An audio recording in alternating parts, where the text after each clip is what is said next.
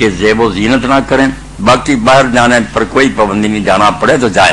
دوائی لینی ہے، کوئی سودا سرو لینا، کسی سے ملنا یا کوئی ملازمت کر رہی ہے تو بے شک جائے، اس میں کوئی رکاوٹ نہیں.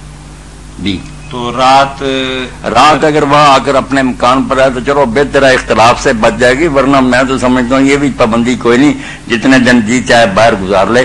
ابن حزم رحمۃ اللہ نے المحلہ میں اس پر بہت زور سے لکھا کہ ایک روایت ہے لوگ لیے پھرتے وہ اتنی مضبوط نہیں، اس لیے یہ پابندی نہیں لگانی چاہیے. جی جزاکم اللہ. یعنی عام زندگی، نارمل زندگی بندہ گزارتا ہے، سے بچے بس. جزاکم اللہ. مولانا ایک بھائی نے ہمیں سوال بھیجا ہے کہ ختم شریف یا رسم کل وغیرہ میں کھانے کی چیز کیا فی نفس ہی جائز رہتی ہے؟ کیونکہ عام طور پر اس نے لکھا ہے کہ اہل حدیث لوگ ایسے کھانے کو پسند نہیں کرتے. جو کھانے لوگ پکاتے ہیں نا، یہ ہیں دو قسم کے. بات کو واضح طور پر آپ سمجھیں. ایک ہے عام میتوں کے ایصال ثواب کے لیے لوگ، بے شک وہ تیسرے دن کریں یا 10ویں دن کریں، وہ کوشش کرتے ہیں کوئی کھانا پکا کر کھلا کر ہم دعا کریں کہ اللہ تعالیٰ میت کو اس کا ثواب پہنچائے.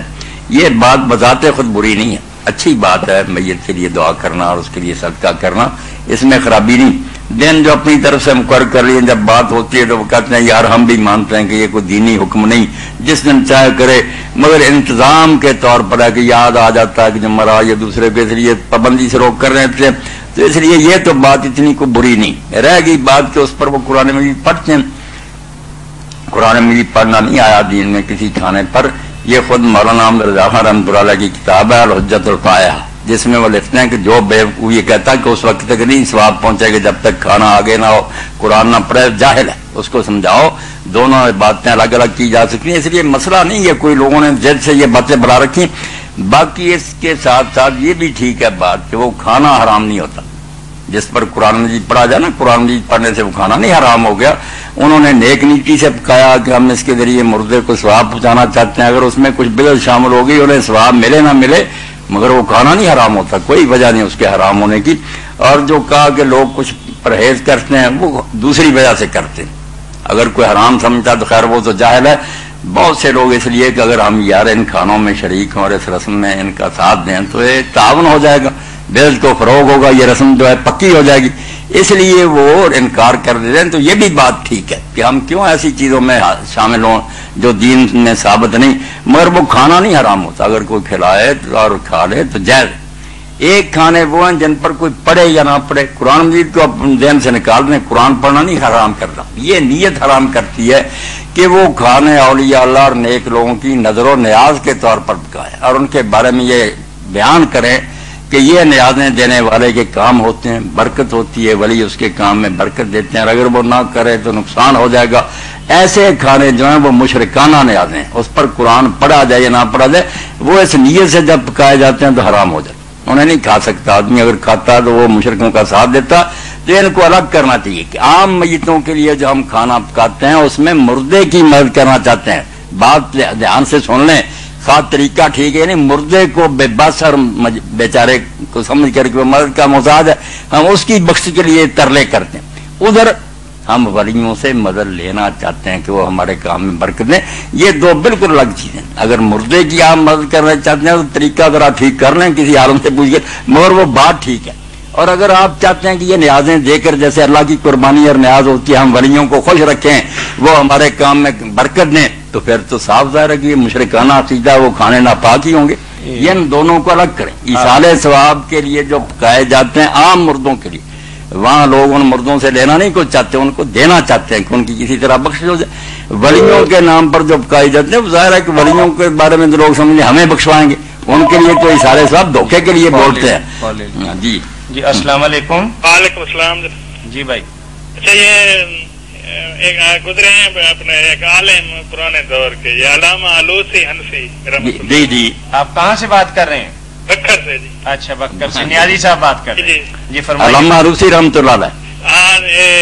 جنہوں نے روح المعانی جن کی ہے، روح المعانی لکھی، بہت اعلیٰ تفسیر، اور اس میں انہوں نے یہ مطلب شرک کا اور بدعت کا رد کیا، مزارات پہ نظر و نیاز اور پختہ کپڑے بنانا، چومنا، اس قسم کی باتیں. روح المعانی میں بھی اس کا بہت اچھے طریقہ سے رد کیا. پوچھنا پوچھنا یہ تھا بھائی یہ جو دیوبندی اور بریلوی بھائی یہ ان کو اہل سنت سمجھتے ہیں علامہ آلوسی حنفی کو یا غیر اہل سنت سمجھتے ہیں؟ یہ نیازی صاحب یہ ہے کہ جہاں تو ان کے مطلب کی بات ہوتی ہے اس وقت تو بہت بیان کرتے ہیں کہ مفتی بغداد اور حنفیہ کے سردار علامہ آلوسی رحمۃ اللہ علیہ نے یہ لکھا، اور جب وہ کوئی بات حقی لکھ دیتے ہیں تو اس وقت کہتے ہیں نہیں ان کے خیالات بھی کچھ خراب ہو گئے تھے، وہ وہابیت سے متاثر ہو گئے تھے.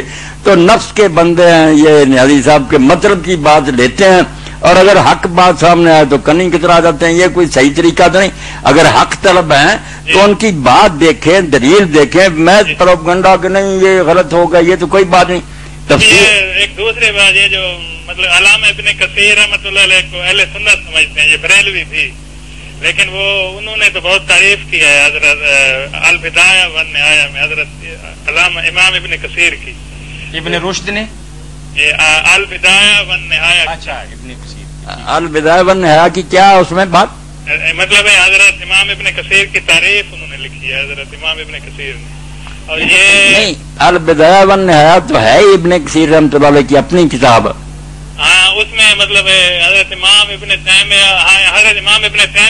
ہاں آپ کہنا چاہتے تھے کہ ابن تیمیہ کی تعریف کی، باقی ابن تیمیہ کی انہوں نے یہ سمجھتے ہیں ان کو اہل سنت بریلوی بھی امام ابن کثیر کو، لیکن وہ ان کی جو تعریفی کلمات ہیں ان کو نہیں مانتے. مطلب جب مانتے ہو تو پھر صاف باتوں کو مانو. نہیں نیازی صاحب جیسے میں نے پہلے عرض کر دی نا، آپ یہ اپنے دل میں جما لیں کہ یہ لوگ ہیں غرض کے بندے. اگر ابن کثیر کسی بات میں ان کا ساتھی ہے نا کہ مردے سنتے ہیں یا اس کو خبر ہوتی ہے جب کوئی قبر، پھر تو بہت راضی ہوں گے کہہ رہے سنت کے امام ابن کثیر.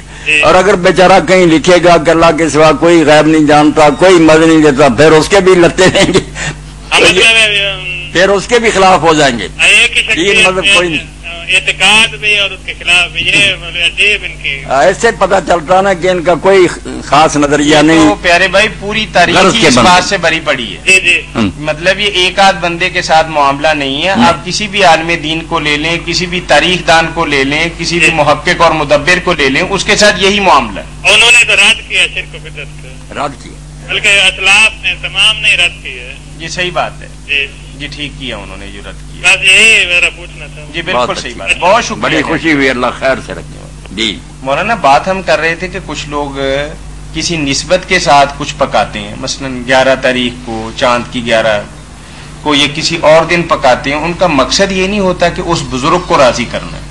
وہ صرف یہ سمجھتے ہیں کہ وہ نیک بزرگ ہے، میں اللہ کے راستے میں کوئی چیز قربان کروں گا تو اللہ تعالیٰ اس بزرگ کے طفیل میری کوئی سختی، میری کوئی تکلیف اور دکھ اور پریشانی کو دور کر دیں. یعنی جتنے لوگ بھی نظر و نیاز دلانے والے ہیں نا، کوئی بندہ ہمیں آج تک نہیں ملا جو براہ راست یہ کہنے والا ہو کہ چونکہ میں یہ کام کرتا ہوں میرا یہ ہو گیا. وہ یہ کہتا ہے کہ میں نیاز جو دے رہا ہوں بندے کا نام لے کے ڈائریکٹ اللہ کی بارگاہ کے اندر پیش کر رہا ہوں. طاہر صاحب اگر بات یہی ہوتی نا کہ یہ لوگ اللہ کے راستے میں خرچ کرتے اور ثواب اس کا حضرت شیخ عبد القادر جیلانی رحمۃ اللہ علیہ یا کسی بزرگ کو بخشتے ان سے محبت اور عقید کی وجہ سے، تو یہ پھر خراب بات نہیں تھی. یہ تو مولانا ثناء اللہ رحمۃ اللہ علیہ نے اپنے افتتاح میں لکھا کہ اگر یہی بات ہے کہ 11ویں کے بارے میں ہمارا یار کوئی جھگڑا نہیں، یہ تو ٹھیک ہے. مگر مصیبت یہ ہے کہ یہ کہنے کی باتیں، اندر کی باتیں نہیں. صاف کہتے ہیں کہ جو 11ویں نہیں دے گا اس کا سارا کاروبار تباہ ہوگا. مثالیں دیتے ہیں کہ فلاں نے نہیں دی بلکہ صرف بھول گیا، بیڑی ڈوب گئی، کئی سال وہ ڈوبی. کال لے لیں جی یہاں سے. جی السلام علیکم. السلام علیکم. جی وعلیکم السلام. جی گل کرنی سی پائن بابے ہونا. بابا کس کو کہا ہے آپ نے؟ اگر تو پیر و مرشد کے حوالے سے کہا ہے، میاں جی کہہ لیں، حضرت صاحب کہہ لیں، شیخ صاحب کہہ لیں، کوئی بات نہیں. بابا جی بھی کہہ رہی ہے تو بتائیں بیٹا کیا بات ہے. السلام علیکم. وعلیکم السلام ورحمۃ اللہ. میاں جی ایک نا مسئلہ پوچھنا سی. جی ساڈے نا پوتا ہویا جے. ماشاء اللہ. اللہ مبارک کرے، زندگی دے، نیک کرے. اور نانکیاں دے گھر جے. جی وہدا حقیقت کرنا کتے کیتا جائے؟